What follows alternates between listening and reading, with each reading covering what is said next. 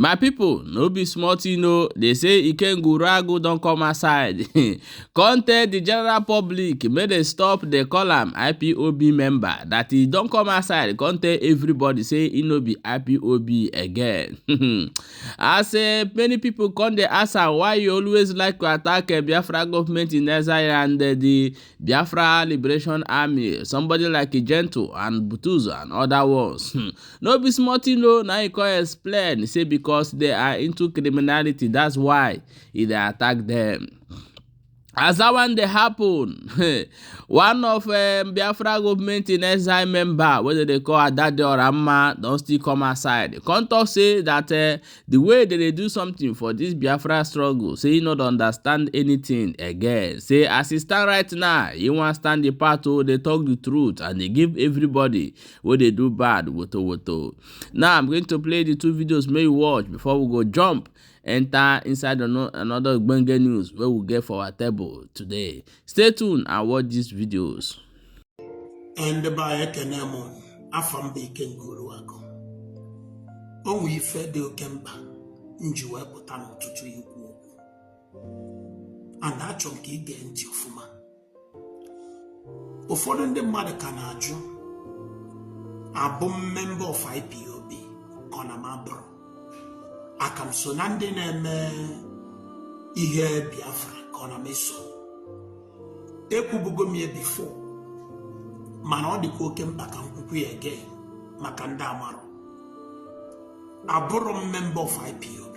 I used to, mana kịta esi m na IPOB pụọ otego and mbọsị mpụ apụtakwana nkwuo na m emechago. Onwere onye chụrụ m, onwere ife ọjọọ m mere. Eji m aka m lụgido ike gwụ m mpụọ. So achọpụtara m na a whole lot of people na-abịa epoku m on X, that's on Twitter. Nkwuo about IPOB, nkwuo about onye ụfọdụ si m kwuo about Ikonso, mekwuzina sọsọ about Gentle. Na Gentle used to be nwabe Ikonso. Hey, Gent, obuno we finish go na IPOB DOS. That's your business. And I was in IPOB, and I can work with members. Mona have friends, and if you ever has a friend, but I'm number mona hano. Omwero anything they against the law for Hannah. So mona haka bo you well today. Mona haka ne well today. So obona gema makana gena ha de honama e chozia ka mpota bia kwuo ihe abu eziokwu ka o wee bụrụ na mmụ ihe niile. I will not do it. Abum somebody, a lot of know known as DOH. They trusted me because I'm a confidant. They trusted me because I'm on what it takes to protect information. They trusted me because when we go to discussion with me, you will never hear it outside. And anything before God be anywhere. Or when any member seen that leadership, but I say Ikenga mbia ka ije gbuo mmadụ. Onwebe even put online to threaten onye feel gbasimiwe. They will call you to bring that video down. Maka na inwero right to threaten anybody. So ihe njiwe puti kwokwu anu abo maka ndị na-asị kwuo maka dosh, kwuo maka onye nwanu, kwuo maka onye nwanu. Amara m ekwu okwu na ọbụna m ejiri evidence. O nwere okwu nkwu today ese m ka eri evidence ma ya wepụta. So achọ nke unu buru ihe anụnwa n'obi maka ndị amaghọ abụrụ m member of IPOB. Esorozi m eme ihe Biafra.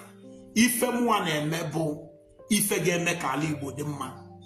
And mma dị na-emeshi ike ife na-achụ bụ ndị oshi. So long as na nka dị ndụ, o nwere onye oshi that will breathe in Igbo land. If I be nwụrụ Nobody is paying me. Onwere onye na-akwụ m ụgwọ. Mana ama m ife nji eme ya. Ife nji eme ya bụ ka n'Igbo dị mma. Ife nji eme ya bụ ka n'Igbo baalụ mụ na gị uru. Ife nji eme ya ka anyị nwee ebe ụmụ anyị ga-anọ. Ife nji eme ya bụ ka ọ dịrị ewu na ọkụkọ mma. Ife nji eme ya bụ ka ọ dịrị onye ukwu mma dịrị onye nta mma. Anara m eme ya na ọmụ kachacha mala ife. Anarakwana m eme ya na ndị above mistake. Anarakwana m eme ya na abụka m ezigbo mmadụ. Mana ife nji eme ya bụ because n'ife o kwesịrị ka mme. And ana m akpọ onye ọbụla si na onye Igbo. Pụtanụ ka anyị ncha nụgba ọgụ anụwa. A na-ebu ụzọ zọta ana wee zọba ute. Ọ bụrụ ije ị na-azụ ute, ya zọta ana ebe ya atụ ute. Ịzọtazi ute ka ezebe ị ga-edina. Ihe dina n'elu. Ị ga-ha ngị n'ikuku. Ọnya ka m ji wee gwa unu wee si unu. Ọ bụrụ onye ọbụla pụta na-ekwu okwu ntụ esi wee dịrị ndị Igbo mma. Ọ na-akpọ onye ahụ IPOB maọbụ na-akpọ Biafran agitator. Abụrụ m Biafran agitator. Abụrụkwanụ m IPOB member. Ife mbụ bụ ezigbote onye Igbo and ife mbụ bụ Ikenga Uruagu. So ndị na-abịa edere m kwuo maka DOS, kwuo maka ESN, ma bịa tụba asị ka e wee kwụọrọ m aka. Mgbe m nọ under the leadership of IPOB, mgbe m nọ under the dogs, na ọha nwa bụ ndị m ọfụma, mmekwu much about Nnamdi Kanu because I'm very close to him, so make much about him. Obona get one well any evidence against him, you can bring it up. Man, at least in the man, day I talk to, they talk to me. Bo these dogs. Iti juma juju, juju basal hake ya jum. Onwebe a day, had the yelim command their people, keja babu mad. Onwebe a day, no. Opposite one hand ne menazo, I don't know. So, people should stop poking me. People should stop poking me. People should stop pushing me to gossip. Amaron kom potabia kolu ni ha borezo kumbaho na bia like is yama. Agwagumunu yama. Oburu no nwere ife ojo ha na eme mgbe nna ebe a. I will say it. O nwere anything yeme. So, ihe abighe ncho ikwu. And biko onye akpọzina m IPOB member, abụrụ m member of IPOB. Achọ nke ọnụ nwere. Ndewo. Welcome back, my wonderful people. You know, say sometimes people go say they are not IPOB member, but the question is, what is the meaning of IPOB? Is it not the indigenous people of Biafra? That means you should come outside and tell the general public that you are no longer interested in being a part of Biafra. That means when you make this statement, it shows that you are not even a Biafra. You can be Hausa, you can be Yoruba, and it can also be anywhere you wish to be. Because we people should stop misunderstanding this word IPOB. IPOB means indigenous people of Biafra. That is the meaning of IPOB. So saying you are not a member of IPOB, that means you are no longer interested or you are not a Biafran. So you should claim Yoruba or you should claim Hausa. So next time anybody is coming out to make this kind of declaration, should set this record straight. My people, let me also play the second video from Diolamma. More na here waiting talk for this video. Can you go do no? Anyone I know na be USB. Ana azotana wezo wute. We declare na Biafra you want go your country.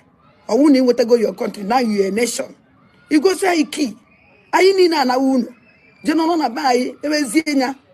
Mana ndu na chia chanchani na ini no.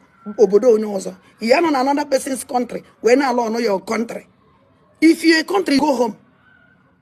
If you're a country, go home. Not bad in a beggy. Then I want that you will call a complete country. When I have seen in a beggy, on your common sense.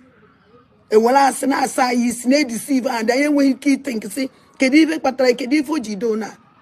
Equal after a social media. Pabale Panago, Coagono, Toagi, Udi, and now Chineke, Wugum Dick, now if you concrete, oh, Nimobi.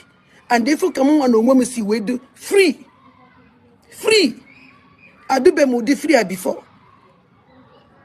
Instead, the money I say, hey, Ada, Biko, voice of in no Toby, Or the Poma, you know, what do you need them after to decide there? Even your own government. Onye na-achị na exile. Because you know, I need an exile. You need a man of exile. Because I can't go to my country now, Biafra. And I'm exile. All of us in exile. Do you need me with an exile? Why are you deceiving ourselves? Before he declared Biafran government, bring government in exile. Biafran government will replace a government in exile. Yeah, not to have government in exile. It declared like the whole all over the world, and they can do intact. In our no government, it's no government. You're a nation, another man's land. Let us tell ourselves truth. Step by step. Let us make peace. Let us make peace with one mind and the love. And I say, follow back. My wonderful people, welcome back. As I don't watch that video, you know that Umazina de Carlo always say something before. He say, don't allow the devil to enter inside you.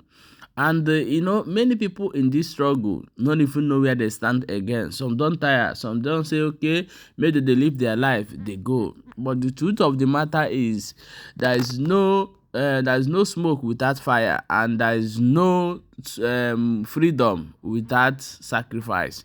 So there must be a sacrifice on it, and that part of sacrifice is what Nnamdi Kanu is doing today. So don't mind anybody who is doing whatever he's doing. Whatever is doing in this struggle, one day, that rain where everybody they wait, it go shoot fall, and people go better bath for inside them. I bet make una drop on our own opinion and share this video as it hot.